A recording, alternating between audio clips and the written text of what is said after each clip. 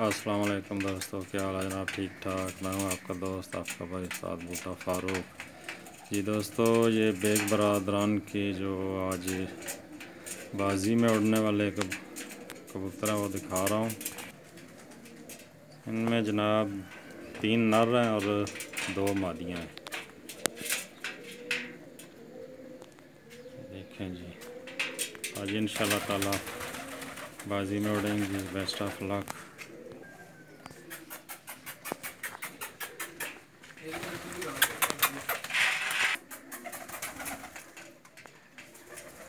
ये सब आज इंशाल्लाह ताला बड़े टूर्नामेंट में उड़ेंगी।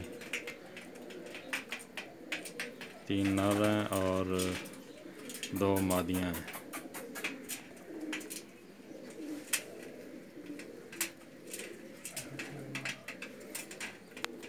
बेग बरादरान जी सराय आलमगीर से सब बाजी में उड़ेंगे आज इंशाल्लाह ताला। Best of luck. Mirza Arsalan Baig, Zabda Rahman Baig, Mirza Adnan Baig, इंशाल्लाह फतह आपकी ओर में।